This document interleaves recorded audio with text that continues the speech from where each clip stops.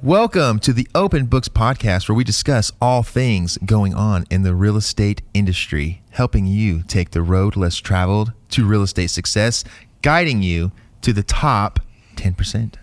I am alongside my co-hosts, Brooke Massey and Casey Tudor, and I'm Curtis Haddock. Welcome to the podcast, guys. Welcome to the Open Books Podcast. We should do an ASMR episode. That's immediately what I thought with your voice. Welcome. And guys, what's on your mind today? Well, Curtis, I was on my way in this morning. Coffee slurp. I wonder how many people are watching. I don't after know. This they probably moment. are like, I love this. This is probably going to be our top episode now. It's probably 50-50. I've learned in life it's a balance. Yeah, that's right. I thought it was an 80-20 rule. Well, there's an 80-20 rule, but when it comes to like what people like and don't like, I think there's more of a balance. Yeah, I've I learned agree. it, you know? I look at politics, 50-50, 48, 51, 52, whatever. Yep. So you were driving in this morning. And I was thinking about what we should talk about on this podcast today. Oh, were you? And yeah, I was. And it's because I didn't read Brooke's note she sent me. So here we are. What was what you thought about what we're talking about? That's exact. That's crazy. That means like we're getting so good at this podcasting thing that like you just think about it the morning of, and I made it the morning of. Oh man. So what are we gonna, I guess everyone knows from the title probably. Recruiting. Ew. I was about to say that means we're gonna recruit you for just listening to this episode. Whoa, so I already have a brokerage. Just kidding. the taboo word in the industry. If I want to join you, I will let you know. Oh, yeah. Well, I'm gonna attract you. Oh, okay. I'm not gonna recruit you. Okay.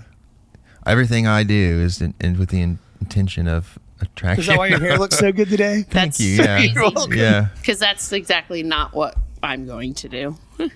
What are you gonna do? bro?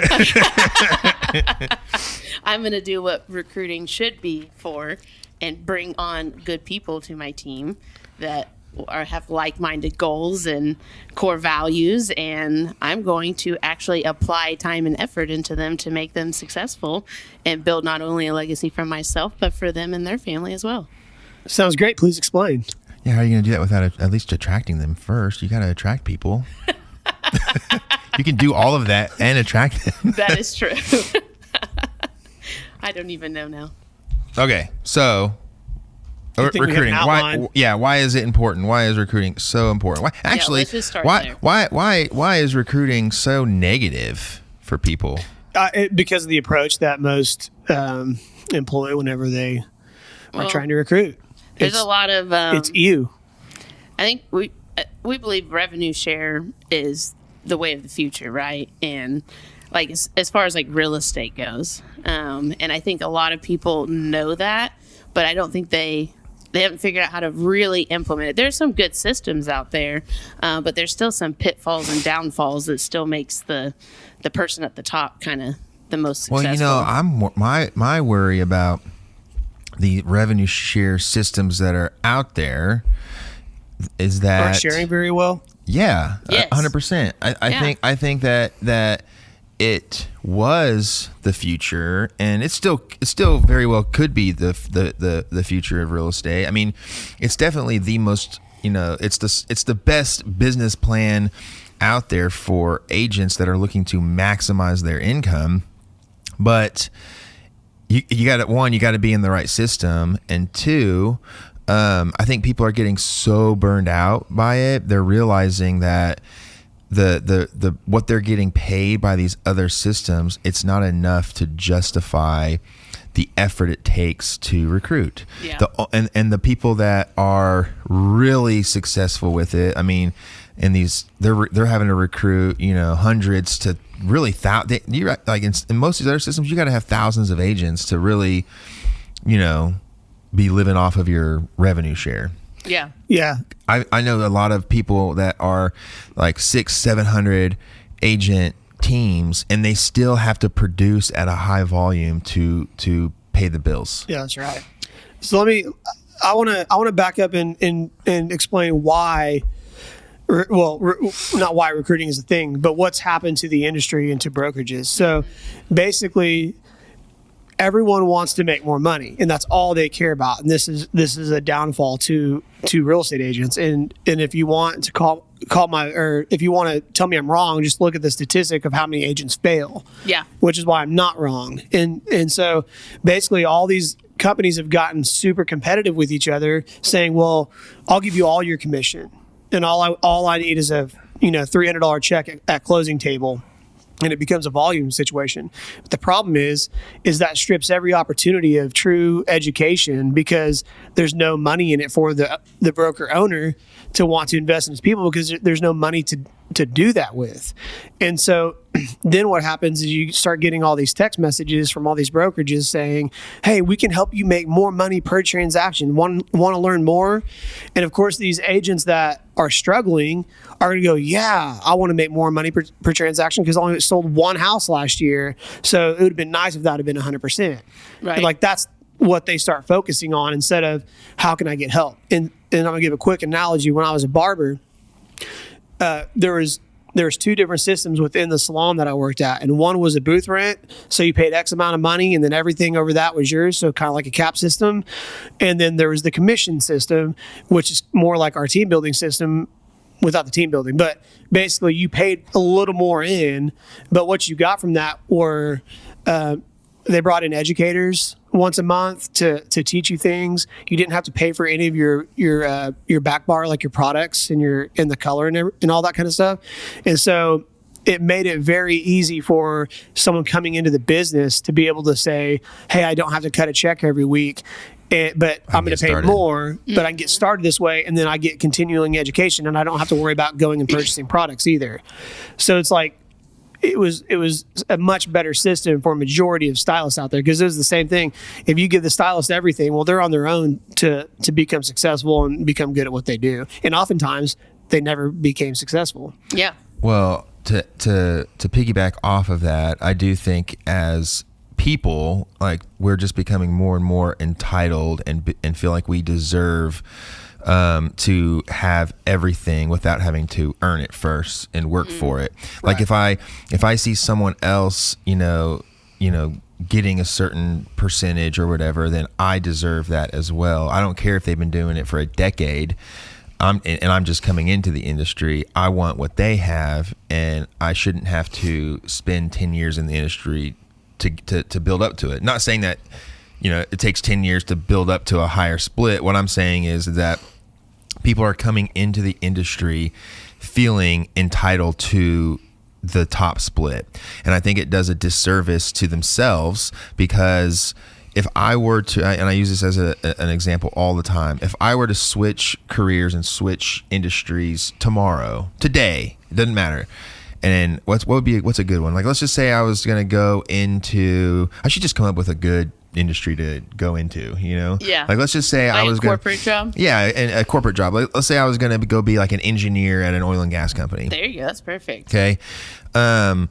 They're not going to, and assuming I had the degree for it, they're not going to hire me as the CEO my first day, No. or even as a president over a department, right? I have to start at a certain level based on my experience, and then I have to earn my way and work my way to those positions, because I have to learn from other people who've been there before me. I have to learn the company that I'm at, their systems, their processes, their history. Their history. I got to learn the people that I'm working with. I got to learn the actual job itself, what skills I need, the clients.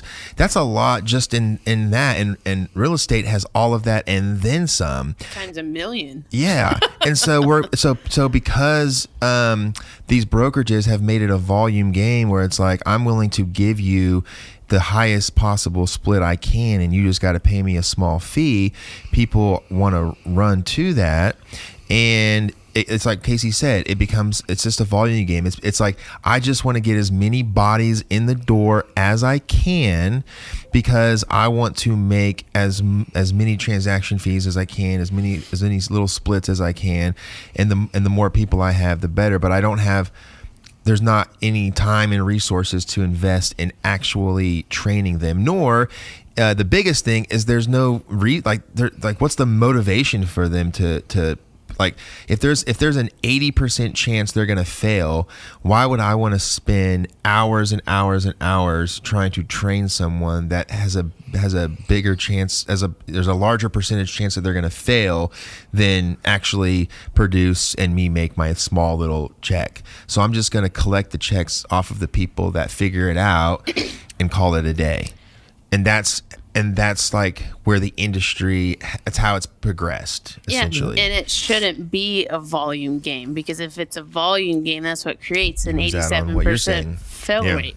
So that means if you go recruit 100 people, that means 87 of them are going to fail. Like I said 80%, 90%. That is a lot of liability. That's a lot of work and effort. I mean, you can make a good amount of money, don't get me wrong, but still, like, why don't you flip the page and spend the time and pull on quality people, spend the time and energy and get paid well on those people, and then they're going to be successful. Your liability is not going to be as high. Education, people talk about it already, and people like judge our career because it's a low education threshold to get into. It's here in Oklahoma, it's 90 hours. In Florida, it's 45 hours, and then you can get your license and like you're ready to go, right? And then they just expect people to kind of know and understand what's going on, and that's people's biggest expense, biggest purchase of their lives, or they're investing in big things. Like, there's a lot of coaching and mentorship and learning and education that needs to be had, or at least have access to, before you can just go out there and be willy-nilly with real estate, you know? Yeah, and it's a self-employed job. You're entrepreneur when you get your real estate license at this point. And so, but most people, because like you said, it's a low barrier to entry, a lot of the people that get into it are still like employee minded, like they have employee mindset, and they don't like their job that they're in, and so they're looking for another job. And so they think, I'm going to get my real estate license because I hear that you can make a lot of money. I hear that you can work when you want to work, and I get to kind of, set my own schedule. I don't have a boss telling me what to do.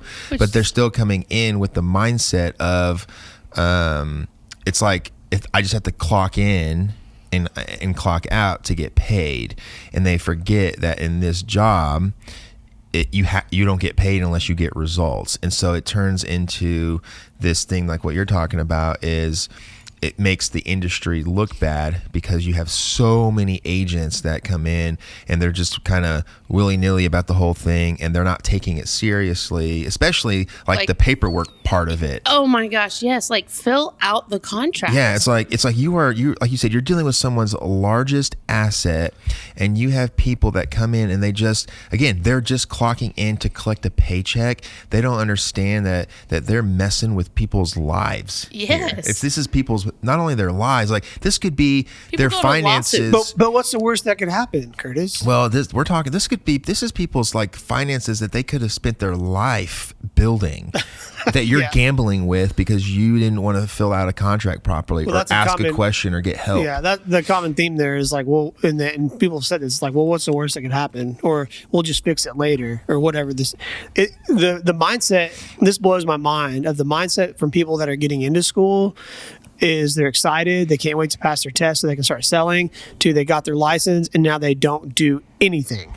Because when they learn what it takes to actually get the results, it's too much work. And that's what it's harder than a corporate job. And that's what I wanted to know before I got licensed. I wanted to know what was the day-to-day like. I mean, any industry you think you want to get in, you should go talk with people that are in that industry and ask them what they do on a day-to-day basis. Maybe see if you can shadow them. Yeah, see if you can spend a day with them. Plug it back in. Looks like it's loose. Testing. Is it working? Yes, it's working the whole time. Okay. What are y'all doing? Well, it looks like it's not clipped in all the way. I didn't touch it, so I was like, I don't know. We're sorry. Technical difficulties. We thought we were experiencing. Okay, so then let's go into so kind of what Brooke was saying in the beginning is now your mic's not working. Stop. Is it really not? I know it is. I'm sorry. Our names are switched around. It is? Yeah. Okay, so who am I on? You're Casey. All right. Weird. People, Casey, can you tell us a little bit more about? people Yeah. confuse you guys all Yeah, the I time sure can. anyways. Okay, well, what I was saying before the Brooke? non-technical difficulties. Hey, Well, just make sure it got our backs. thank you, Brooke. Thank you. What was I saying? What I was saying at the beginning. Oh, so so Brooke talked about how it's about, quality, and that's a big theme, with us when it comes to like recruiting, is if there's a 90% fail rate. So if you have 100 people, there's 10 people that are probably producing. I would rather be spending my time with the 10 people as opposed to spending my time with all 100, knowing that 90 of them are going to fail. And so, recruiting doesn't have to be this negative, process. It should be very, very selective, and you should focus on like-minded, quality people that actually have, the drive and the ambition to make this work as a career and as a business. And so that's what I wanted to get into was, why is recruiting for agents an important part of them and the progression of their career? Like what's the benefit in it for them? Well, I mean, the natural, we've talked about it, the natural progression of a real estate agent normally is they get their license, they get excited about it, then they start selling, they figure it out, then they become a top producer, and then maybe they start a traditional team at that point to buy back more time, and then eventually they become a broker. Either way, you start becoming a recruiter from when you start becoming a top producer, because you should anyways, because you got to recruit a transaction coordinator for somebody. You got to start buying back your time, right? Yeah. Hiring people it's a little bit different than recruiting, but still recruiting is still hiring too. They can interchange. Well, so that people understand what Berg is saying as far as like buying back time. What happens is, and most people are not thinking about the future and like where this is going to take them. Most people come in and they think first things first. Let me just sell a house. Mm-hmm. And then I want to sell a bunch of houses. And how can I make more money selling a bunch of houses for myself? And for some people, that it goes really, really well. And because they don't think about, laying a solid foundation and building this out as a business, instead they're just thinking like just a producer mindset, which is not bad, because there's so many different ways to build a business. You could be a top producer and then invest this money into your own real estate and build a business that way. Mm-hmm. But what Brooke means by buying back your time is there's only 24 hours a day, 7 days a week. No matter what we're doing, when we are starting out in real estate, we are trading our time for money. We are prospecting so that we can get more clients, so that we can sell more houses, so that at the end of the day, we can make more money. And because there's only 24 hours in a day, that means that time is a limited resource, and we will hit a maximum level of output when we are selling real estate by ourselves. And doesn't matter if you're in a revenue share system or if you're in just a regular, split across the board brokerage, you're going to want to think about recruiting and attracting people to your organization, because as you hit that peak, there's only one option when you've hit your peak. It's to increase your average sales price. That's the only other way to make more money. Well, what if sometimes you have to move? What if you're in a market where you've pretty much hit the peak sales price that you can hit for your market? You've now hit a peak to like what you can make. And so if you want to sell more homes, you need more bodies. And that's where the traditional team comes into play that Brooke is talking about, and how you can buy back more time. Or, maybe you don't want to grow and build and sell several hundred houses for your team. Maybe you want to sell this, just a little bit more, but you go and get agents to have more time because now they're helping you with the sale and with the system, and you're not the one running around doing all of the work yourself. You've brought people in to handle different pieces of your business, and so it's so important to think about your future and what it looks like. Yeah, and I mean, there's different ways for everybody. I'm not knocking it. Yeah, there's no one way. No, there's no one way. You can do. There's all kinds of different ways, but we're just saying there's things to think about. But if you're like me and want more money, right.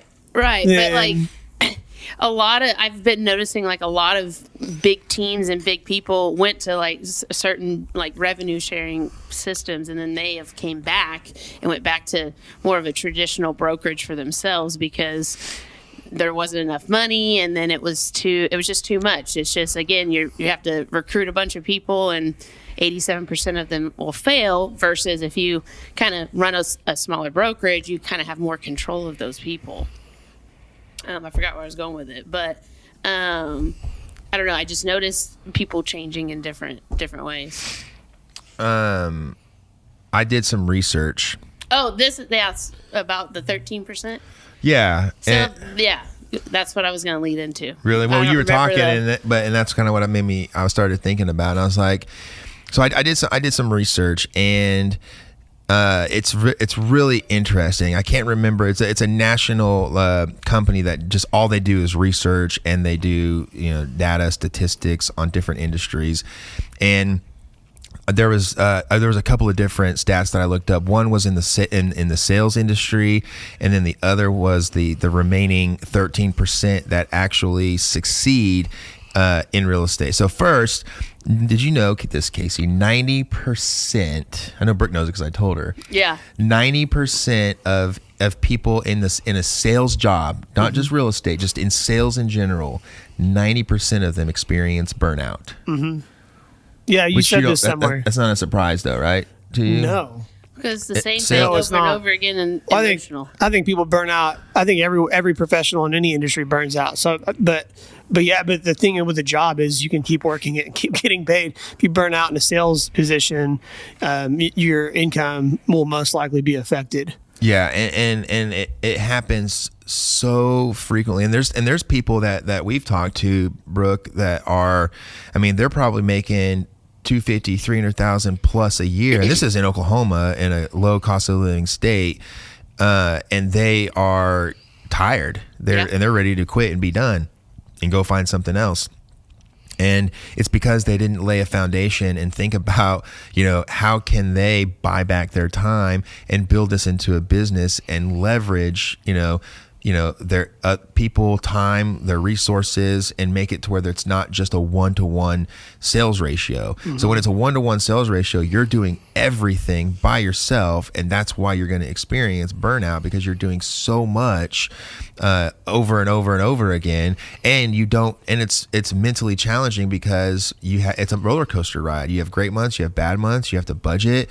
You don't know where your next sale is going to come from. Then all of a sudden, like in our industry right now, you get the government getting involved, and the market experiences changes, and that directly impacts your income, and you had absolutely zero control over it. And so there's burnout. The other interesting thing is 87, it's well known in our industry that 87% of agents fail. I was curious about what happens to the other 13%. And that 87%, so it's 75% in the first year drop out or let their license go, and then it's 87% over 5 years. Well, of the 13%, the average amount of years total that those 13% work in real estate specifically, how many years would you think? If most are failing after 5 years, what would you say the average of a successful, air quotes, successful realtor? 10 years. Working? Did you hear me say that? Yeah. Well, you wrote it somewhere. Well, I remember reading it. I put it on a slide, but I don't think you've seen. I sent it to him too. Oh, you did? Okay, I was like, I know I've seen this.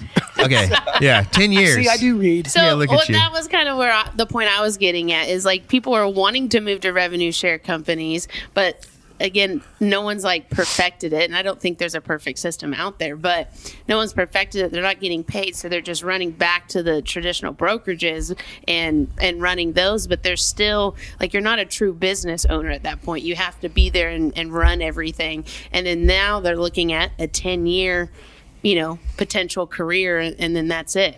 And then they make what they make, and then they're out, and they're on to something else.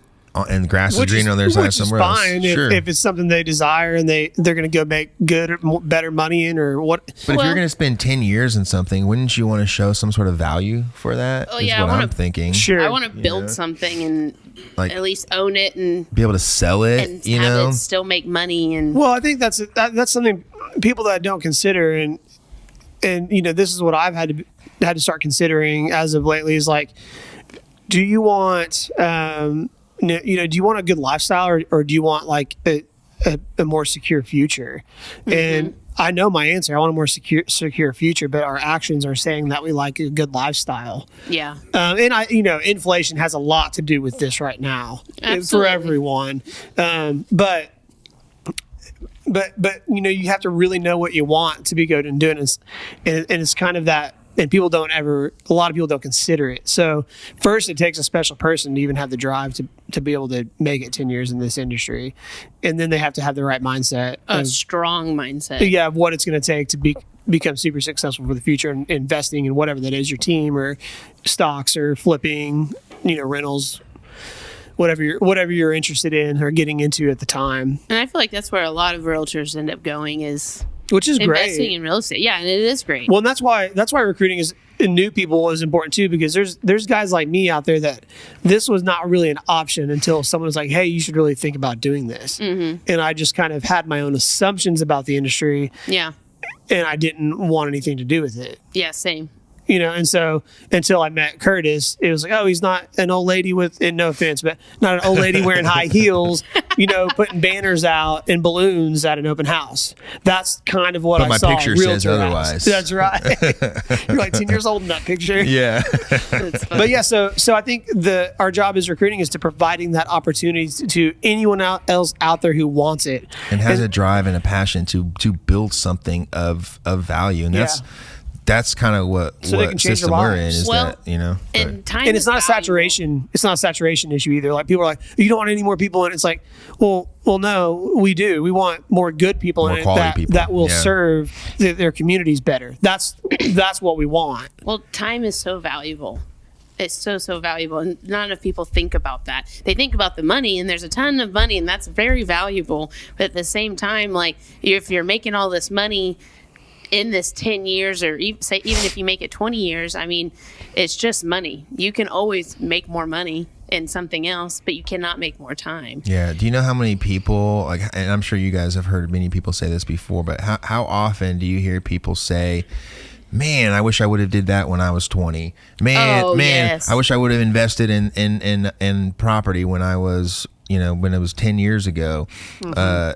Man, if I would have got started on that, well, for some people, the opportunity exists, but it impedes on their lifestyle. Mm-hmm. And so they choose not to put forth the effort or to take a risk or to go after it, make the sacrifice, whatever it is, because they don't want it to impact their comfort. It could be lifestyle, it could be comfortability, and then time goes by, and then you see other people around you with good things happening to them building, businesses and things going well, and you're like, man, I wish I had that, and you can, but at some point you got to make a decision to do something about it. Well, and we all have, this is like random, maybe changing the subject, but we have the same common goal. What most of us is, go sell as many houses as you possibly can. Right? And some people make a traditional team to sell more houses. They get more buyer's agents and listing agents to sell more houses. Some people have a traditional team and run a brokerage, so they can do both and recruit agents who can sell more houses. And it's like, it doesn't matter. Just figure out what's best for you. That's where my time is valuable. So whether I'm selling a house for myself or someone's calling me and they're selling a house and I'm helping them just like it is one of mine, at the end of the day, I'm just selling houses. Right? Yeah, that's what we're all So doing. do something that's valuable where you can build and you can own one day, if you find a system that allows that. Anyways. I do know a system that is pretty, it has a lot of that. And I won't, yeah. Are you recruiting me right now? I'm unrecruitable. I already have. You were recruited. Yeah. Well, but real quickly though, that brings me to a good point. Is why do people like shun being recruited, or just when somebody calls them and they get so offended and so angry when they're being recruited? Because the perception the industry is put on it, it's like icky now. It's like you're just recruiting me for your own selfish benefit. Yeah. Like at this point, and like I've had people the other day, he was like, yeah, some girl came to my broker's open and was like, oh no, I talked to Brooke before. And I was like, who is it? I've never met this person before.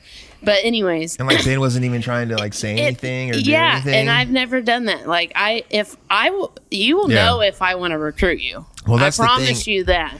Not that I'm like picky and choosy or whatever, but like this is my business and my time is valuable, and I want serious people that are about their business and want to come on, and they, again, like I said at the beginning, have the same core values and heart and goals and whatever else, and that's where my time's going to be put into. Yeah, and I feel like what was I going to say?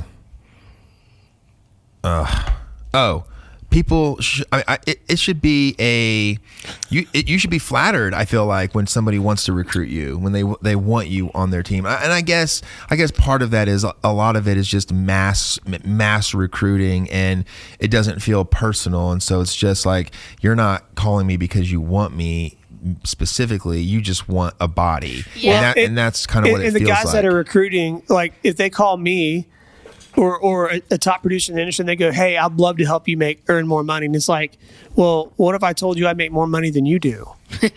Like you're making and I may not, but you're making an assumption that you can help me do something that maybe it should be the other way around. Yeah. Kind of thing. And so but people don't think about that. And so I think that's kind of why it's icky, because and it's like, you want me to help you make more of your commission split? It's like, well, mine's 100%.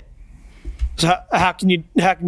I know you have an answer for that. I was like, mine's like 146%. Well, I was like, that's what I was going to say. But I just mean like in a general, like joining a brokerage and getting a split. You saw me like, yeah. Well, it's not about the split. Yeah. It's about the spread. Well, but yeah. That's exactly right, Brooke. It's about the spread, and Brooke that brings us into our next topic. Well, Brooke made the comment like, somebody could offer Brooke 100%. Somebody could offer Brooke honestly 120% commission on her deals, and she would be losing money because of her spread. People start brokerages because they get a spread all of a sudden, and it's not just about their own production. And a lot of people, they don't know how to even begin to recruit because it takes away from their production, and they feel like, man, I'm going to start losing money. Whereas long term, they're going to, like 10, 15 years are going to go by, and they're going to be like, man, I'm still in the same position that I am in, and I haven't really grown. It's because they didn't take that time to invest in their business. Like it takes money to make money, and you're investing into your business. And so that was my point, and I have one other point, but I can't think of it, so go ahead. You gotta switch your mindset. I mean, honestly, because the opportunities are all around you. I always joke that I'm an opportunist, right? I even go to FSBOs and expireds and tell them that, because it is. I never know who I'm going to meet. I can meet my next chimney sweep. I can meet my next agent. I can meet my next friend. You could meet the next investor who's going to put money in our business. Exactly. You never know. So I go to every single appointment, but I forgot where I was going with it now. But I remember what I was going to say. With recruiting, it's now I'm creating so many more opportunities. You're building your network. They have more opportunities. So like, it's crazy the amount of opportunities when you start really breaking it down and thinking about it. It's endless versus just. And when we talk about recruiting the right way, what Casey has brought up a couple of times, and Brooke, you brought it up too, is that these people are coming at it from a standpoint of, let me help you make more money, or as Brooke mentioned, like brokerages are just giving a high split and just taking a small fee, and they're really cutting the margins and just making about the quantity and how many bodies they can get. But that's not the way to, that's not how you should try to attract and build your business, by leading with money. It's a business. If you lead with money with people and you recruit with money, then they're going to be the first person to leave you over money. You need to recruit with what's the value added proposition here? Like what value are you giving this person for, coming to your team or your brokerage or your downline or whatever it is that you are wanting to attract them to. Don't go to people and say, I can give you a better split. Because what if you can't? I can help you make more money. Well, yeah. What if they already make more money than you? The easiest way to recruit is caring. Honestly, serving, because this industry is just full of greed, and the number one thing is lack of broker support, lack of mentorship, lack of coaching. This is the person that's designated to me, and I can't get reach them. I can't reach them. I'm a top producing agent, and I need my broker to sign off on something so I can do this deal. And they take 3 days. Like it's just crazy. And it's not the broker's fault; it's the industry's fault. It is. It's totally. Sometimes it's the broker's fault. Sometimes, but most of the time, the broker doesn't have the time to take care of all the people because they're one person. Yes. And they're having to sign off on everything and everyone. And they're having to sell full time because they're letting their agents keep all the commissions. Yeah, and most of them have to compete and sell because either it's a smaller office or they're giving away all the commission to the It doesn't make sense. Yeah. So, what I was going to say about the investment part of it, it was kind of an example on my end, and this is like things I need to consider myself, as far as investing into my future at the next level, is whenever I was getting into real estate, I knew tax return time was going to be my time to get in, because I knew I usually got about $1,500 to $2,500 back on my taxes, and it cost $2,000 to get into real estate. Well, this was at this time, it was a huge sacrifice to consider real estate, because guess what I would buy every year with my tax returns? Music stuff. Yes, a guitar or a new amp or something. Yeah. Well, because I gave that year up and got into real estate, you got more music stuff than you ever did. I built an entire studio. Yeah. Oh yeah, you have a super nice studio. Yeah, and I've purchased like 4 guitars this last year. And so that's kind of the return on that initial investment. I spent $2,000. Slingshot. And now I have, $75,000, $100,000 studio, and so worth of stuff in there. And now I need to take that same principle and put that in my team, put that into rentals, and grow that. And then, but that's exactly the kind of effect it can have if you just stop for a second. But people they don't want to give up. And this is the biggest comfort. one is the comfort. They go, well, I really want to get into real estate, but I don't have to work weekends, do I? Oh, you're done. Yep. It's over for you. Yeah. You got to work weekends. Yeah, people have a hard time. People have a hard time giving up comfort. Now, if you don't want to work weekends, you're gonna. I would say your first 2 years, you need to sacrifice and work. If you work every weekend for 2 years and you build a business, then you can do it. You can build it in a way where you never have to work weekends again. Right. And but now you have your time back, but you got to may not know how long it's going to take. You got to make that sacrifice, and you got to make that initial investment in your business. But most people, they want it now. That's the entitlement that I was talking about at the beginning. Is that they see a lifestyle that somebody might have, and they don't know what that person went through to build it or to get there. And so, if you have people that are willing to coach and mentor and train you, people that are living a life or doing things that you want to be doing, you might want to stop and listen to them and not, think that you know better or know best or, whatever the case may be. That's a pet peeve of mine too. That's another reason for, I think, why people experience burnout. Because if you notice, if you're a realtor, everyone you talk to knows more about it than you do. Oh yeah. And so you're constantly fighting that. You're constantly fighting that. Or that battle. This is their people. first transaction to ever do, and they know more about it because they know how real estate works. Or they got a mortgage one time, and now they know how it works. Yeah, your client's like, I'm sorry, Casey, but I've sold 3 houses in my lifetime. I think I know what I'm doing. That sounds like a forced sale by owner. Yeah, and it's like, okay, well, I sold 3 last month. I had a for sale by owner tell me that they sold 7, and I was like, oh, that's really good. I was like, usually about your 10th deal, that's when you really know what you're doing. And I was like, I probably shouldn't have said that, but they were like, oh, it made them think though. That's funny, Brooke. Oh, God. Or you could just say, have you thought about getting a real estate license? Yeah. I do that on probably almost every single appointment I go on, because there's a lot of people that want to get into it, and I meet some pretty dang good people that have been figuring out real estate and been flipping homes and doing all that without having a real estate license or really using a real estate agent. I'm like, well, let's talk. Yeah.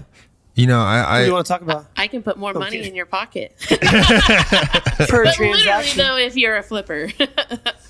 Yeah, for sure. I wanted to make a comment on real quickly, and then we can wrap it up on the comfort stuff. I feel like we are so unwilling to get comfortable with being uncomfortable. And I think that it almost requires to build anything special, to do anything great. I think that it's going to require you to get uncomfortable at times. In fact, most of the time, Think about if you want to get a 6-pack. That is so annoying. I haven't got there yet. Yeah. I haven't gotten uncomfortable enough, That's just I'll live. try. Yeah, that's live in general. Growth is uncomfortable. I was going to say, if you're not uncomfortable, then you're not growing, and so often we find ourselves looking and seeking that comfort, that perfect comfort in our lives, and then we get in the habit of being in that comfort zone, and then the moment that something happens to impede on our comfort, we're immediately trying to run away from it and find something else that can bring us back to comfortability. I just found a different kind of 6-pack. There you go. Yeah, But- I agree with that. I think, see what I'm saying, Yeah, though? well, because That is true. comfort and happiness is something that I think comfort is. It's like it's a delusion. It's like something you think you want, but I don't think there's really such a thing like happiness. It's like, well, that's a choice. Yeah. Because happiness doesn't happen to you, and you don't just make a big sale or make $1 million and then you're happy. Happiness is a way of life. Yeah, it's a way of life, and I mean, I'm still working on that, and it's a journey. Well, But I think what you have to do, and you have to be careful, because I've always seeked security, like and comfort in that way. And man, I just don't think there's such a thing, because I mean, it's like at some point I'm gonna get sick, at some point I'm gonna die, something bad's gonna happen. So it's just never going to be secure. But I have to be okay with that things are gonna happen, and how do I handle those situations, and then how am I living my day to day, and when those bad things are happening, how am I handling it? That's kind of what defines you. For everyone that's in real estate now, or in any job really, or I'm sure everyone has experienced this that has worked in their life. You get to a point in your job where you come across this big giant wall. There's something that's preventing you from pushing forward, from growing, from going to the next level. And we have two choices to make at that life juncture, right? We can either figure out a way to go through the wall, go over the wall, go around the wall, or we can pivot and go find another job or go find another career or whatever it is. Sledgehammer. To be comfortable. That's why I said either go through the wall, go over it, or go around it. A sledgehammer would be going through it, I would think. That's fair. Right? I was thinking just getting angry and just smashing the wall and moving on. There you go. What most people do is that they see that wall and they see how hard it's going to be to get around it or get through it, and so they're looking. They just stay put. They don't grow. They live as long as they can in front of that wall until they realize, okay, I want to do something else. So they start looking for other jobs, looking for something else that's going to satisfy them or make them happy or fulfill their life, or they can grow past the wall in another. So a lot of people get into real estate because they hit that wall and they're like, I need to do something different that's going to get me past the hump, right? So they get their license, but they don't realize that wall is still there, but they started over, and then they get to that wall in real estate, and now it's like, okay, now you're at that same juncture. What are you going to do? And until you figure out how to bust through the wall, that's going to be life. You're going to just keep switching and running from So the grass really is greener on the other side. I don't know. I don't know. I think I don't think it is. I don't think it is. I think people think it is, but it's actually the same grass. You just have to. Like, damn, there's another wall. You just have yes. You just have to figure out how to grow on that grass. Well, right? it's the grass that you water, isn't it? There you go. Look at that. Yeah. I'll just Yeah. water my lawn then. Yeah, and jump walls. Jump walls. Yeah. We'll get really good at jumping walls. Yeah, that's all you got to do. But I mean, seriously, I don't technically, think that's true. I don't think the grass is greener on the other side. I think we think the grass is greener on the other side, which is why we try to do all these different things as opposed to just watering the grass. Well, they always say choose your hard. Being poor is hard and being rich is hard. So it's just another level you just got to add to it. Yep. Yeah. And it's all about mindset. It's how you look at it. Is it hard or is it just something else you got to do and just add it, and if you can automate it or whatever, it's just part of it. Don't look at it negatively. I think that's the best way to go through all of the walls every single time. Yeah. Is having a good positive mindset of it and not see different things and obstacles as terrible things, because everything happens for a reason. Yeah. And you wouldn't have happiness if you didn't have sadness. That's what I was gonna say. Just don't stay in the negative. No, you're gonna think negatively. Things are gonna come up, but the longer you stew in that negativity, the harder it's gonna be. But like, it's just there to protect you. Yeah, but forget it's about it and move forward. Emotions are there to protect us. Our brain naturally thinks negative to protect us, and it's there for good reason. Like, feel your emotions. Like, it's valid to have those feelings and to feel defeated and to be like, damn it, another freaking wall, but at the same time, just, okay, it's there. This sucks, but if you don't go through it or don't go over the wall, that also sucks. So it's up to you to decide. Yeah. Mic drop. Yeah. If you work for it, you'll appreciate it more. That's true. So recruit some agents. Yeah. Or a few. If you want to build something of value long term, I think building some sort of agent team downline is the way to go. If you don't want to go that route, then you need to figure out a way to diversify your time, leverage your time, your portfolio, and invest in assets to build wealth. Simple. I learned yesterday that, and I was surprised by it, because most like really rich people, I just assumed they were rich before they were rich, kind of thing. You just learned this? What? No, it's about Elon Musk. Okay. That he actually started out with no money. Yes. And in a terrible household. Well, so I don't know anything about his family life, but he rented in Silicon Valley. He rented a very rundown room, and him and his partner lived in it. And then they took showers at the YMCA at the gym, and they were able to essentially steal internet. Well, I say steal. They bought it very cheap because they drilled a hole in their wall to the person underneath and tied off of them. That's stealing, yes. Well, they paid them. They paid them. It was an internet company, actually, and so they were able to somehow get them really cheap. But anyways, that's how he got started. And I mean, look at him now. He's doing all right. So he started off stealing. So he busted through the wall. He busted through the wall. He drilled through grass. Yeah. Yeah, and he watered his own grass. I mean, people. You got to be careful, because it's like a lot of those rich people out there, a lot of the trust fund babies. I mean, they're rich because, if someone gives you $10 million to go start a business, you could most certainly ruin that. But you have a lot more chance of becoming successful because you don't have to worry about not having money. Yeah. You can take bigger risks, but I think for people, most of us, we have to start from nothing. And I think if you do that, you'll learn to appreciate it more whenever you do get the money you need. You just got to figure it out. Easy. Just figure it out. Yeah. Life's lesson today. Everything is figure outable. That's a book, and it's a really good book. Is that really a book? Everything is figure outable? Everything is figure outable. It like really changes your mindset, and is like it's a daughter, and she talks about her mother and like what her mother taught her and like life lessons. Yeah. It's a really, really good book. It just teaches you to like literally like if you say that, everything really is, you can figure it out, like no matter what comes your way. So if you have that right mindset, then you're cool, calm, and collected, and you can succeed in life. Yeah. Okay. Well, That was some good stuff. Yes, it was. Are you going to sign us off or you want me to? You're the signer offer. You're the signer offer. Curtis has been doing it though. No, I haven't. Nuh-uh, you have. Okay, well, as we come to an end, I'd just like to thank you guys for listening. Please like, comment, and subscribe. Click the bell for future notifications, and let us know if there's any upcoming topics that you would like to discuss.